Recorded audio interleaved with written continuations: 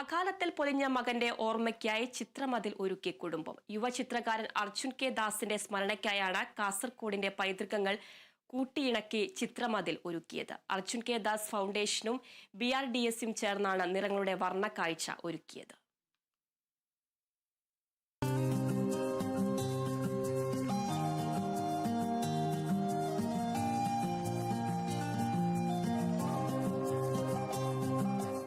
അഹമ്മദാബാദിലെ national institute of ഡിസൈനിലെ animation and film ഡിസൈനിലെ വിദ്യാർത്ഥിയായ മാത്തിൽ ആലപ്പടമ്പിലെ അർജുൻ സിക്കിമിലെ ഗാങ്ടോക്കിൽ നദിയിൽ വീണാണ് മരിച്ചത്. 2015 ജൂൺ 20 സംഭവം. അകാലത്തിൽ പൊലിഞ്ഞുപോയ അർജുന്റെ ഓർമ്മയ്ക്കായാണ് ടൂറിസം കേന്ദ്രമായ ബേക്കലിൽ ചിത്രമതിലൊരുക്കിയത്. കാസർഗോഡിന്റെ ചരിത്രവും പൈതൃകവും ഉൾക്കൊള്ളുന്നതാണ് ചിത്രമതിൽ.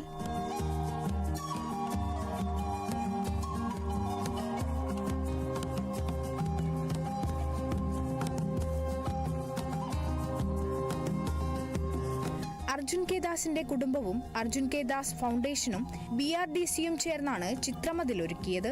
അർജുന്റെ സഹപാഠികളായിരുന്ന 10ഓളം ചിത്രകാരന്മാർ ചേർന്നപ്പോൾ അത് നിറക്കൂട്ടുകളുടെ വർണ്ണക്കാഴ്ചയായി.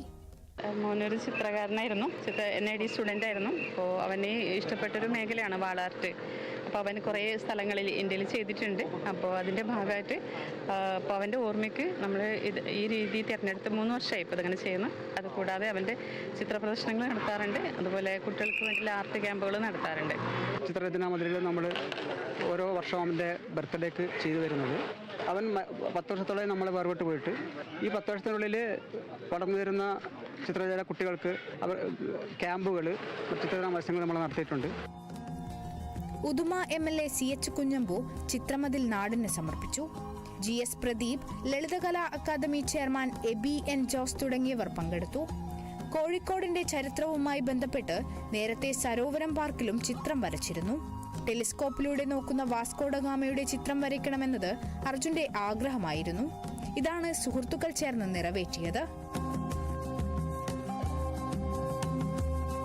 കണ്ണൂർ റെയിൽവേ സ്റ്റേഷനിലും അർജുന്റെ ഓർമ്മകൾ തുടിക്കുന്ന ചിത്രം സഹപാഠികൾ ഒരുക്കിയിട്ടുണ്ട്.